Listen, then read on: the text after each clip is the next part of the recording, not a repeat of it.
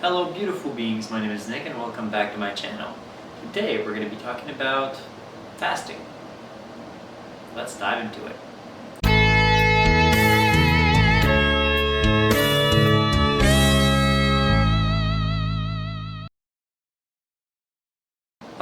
Fasting. Such an interesting subject.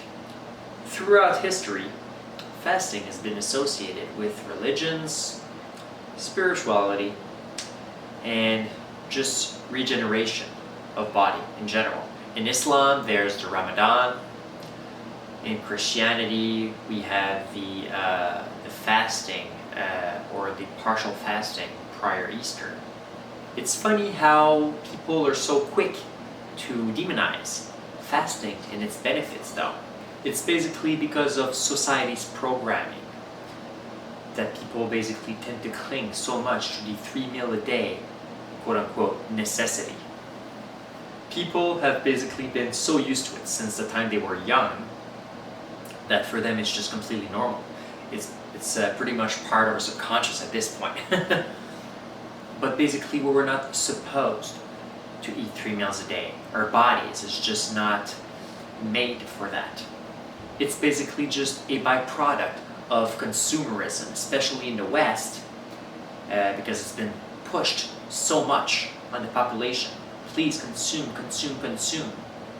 And it's basically only a thing that got incorporated in our society in the past like 1 or 2 centuries. I think only the last century. It has been added in a lot of food guides, recommended food guides by structures of power. And has been proven basically that there's a lot of things in those guides that are not really necessary, but they still were added into there as well, just because of a lot of lobbying. It has mostly been added in a lot of recommended food guides from a lot of countries, but especially here in the West. It was and still is used and encouraged by many big business because it basically drives profits and basically make people consume more automatically because they're so used to that 3 meal a day thing. I'm sorry to break it to you, my friend, but a lot of power structures aren't there for your health, happiness, growth, and well-being.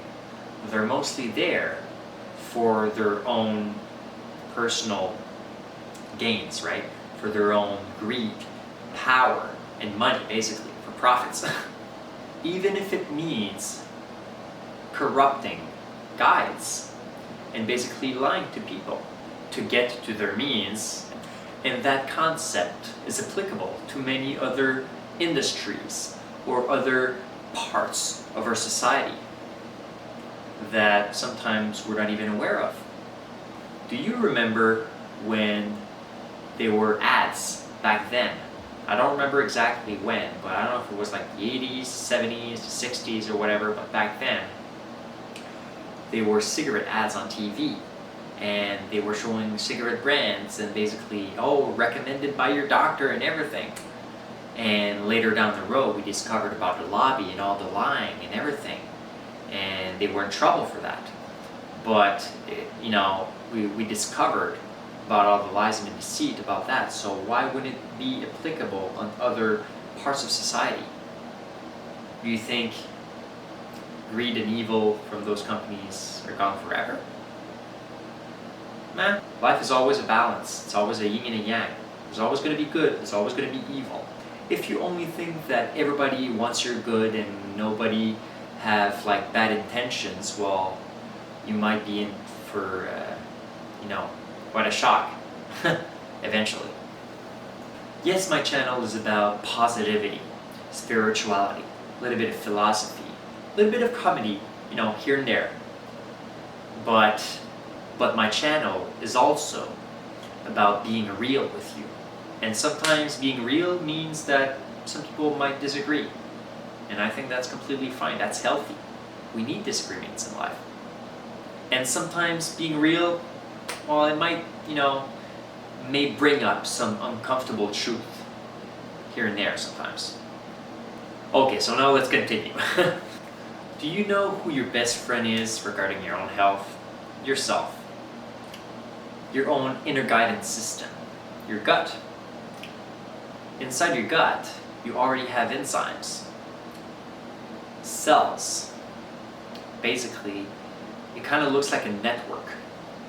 Your microbiome network, with the different foods you eat, develops and really looks like the network with the neurons inside your own brain. So that's why they call it the gut brain, and your gut knows stuff. It has its own intelligence and sends signal to your own brain depending on the food you eat, basically sending you subtle signals, basically telling you, okay, that's good food for you, that's bad food for you. You gotta test and try for yourself. I personally think that 1 or 2 meals a day is far better than the normal 3 meals a day that they recommend. I say that from my own research and my own experience with fasting and intermittent fasting. So you got intermittent fasting, which is basically when you go on and off with fasting. You only basically fast like part of a day, and then like the other part of the day, then you eat. So it could be like a specific window of time that you decide to eat during a day. Some people go like 16, 8, 24, and basically the number of hours prior is the number of hours you actually fast, and the number of hours afterwards is the number of hours that you're allowed to eat, basically. That's if you're intermittent fasting. And if you actually go full on with full-fledged fasting, then there's you can fast as well, maybe not as long as you want, but some people can go on like a 1 week water fast sometimes, like not eating anything, drinking only water, and they can still survive, and basically they just burn their fat as energy. And then you got selective fasting as well. So you could decide to only remove certain parts of your diet that you want to get rid of, and actually see how your body reacts. So you got like many different types of fasting. That's super interesting. There's probably some other types that I forgot, but those are the main ones, right? So just fasting, intermittent fasting, and selective fasting, basically. Let's be honest. Most of us live sedentary lifestyles, and we don't get to use all that energy of all the food we actually eat during the day, which is another reason why you should maybe at least cut 1 meal out of those 3 meals, because you're not going to spend all that energy, especially if you're not actively moving, working out a lot and everything. And even then you could still eat like bigger meals on those 2 meals and still be able to fast a little bit. And remember that your body has to use a lot of energy just to digest foods. So basically, if you're eating 3 meals a day, your body never has time to focus on other things than digestion. It's always digesting. It's using all of its energy trying to digest all the food you're always putting in your body. So it never has a break. So while you actually fast, you actually give a break to your digestive system and digestive tract, because it constantly works. You gotta, you can see them almost like as workers. You gotta give them some off time sometimes, otherwise you're gonna go into burnout. And the burnout would basically manifest itself as premature aging, I think. And if you actually give a break to your digestive system, it actually has time to focus on other very beneficial things for your health, such as autophagy, which is basically cell regeneration. There has been some studies that basically show that if you do let's say a 24 or 48 hour fast, which I'm going to have to eventually do because of all the benefits, just I have to do it eventually, but it has been shown that fasting for 24 to 48 hours basically boosts your growth hormone, your natural growth hormone that your body secretes 5 times. It's like a big difference. So if you have more, natural growth hormone, it's it's automatically going to make autophagy, they're kind of like interlinked. Like autophagy is just going to be greatly accelerated. It's like young people, right? Young people that are, I don't know, like 16, 18 years old, they look young, they look, youthful, full of energy and everything, and their skin look, gorgeous and stuff, while they have a lot more growth hormone, right? So basically fasting is kind of a body hack that you can actually do, but that not a lot of people actually do or are willing to do or to make the efforts to actually see the benefits later on. There's a very lengthy list of benefits from fasting, but I'm just going to list you a couple. Helps regulate blood sugars, reduces inflammation throughout your whole body, lowers cholesterol and basically gives you a better heart health, boosts brain function and can actually help with neurodegenerative diseases such as Parkinson's and Alzheimer's. Aid in weight loss, accelerates your growth hormone like I said earlier, basically boosts your metabolism and can basically help to prolong your life a little bit more. May help in cancer prevention, and the list goes on and on and on. There's a lot of benefits. You should definitely try it.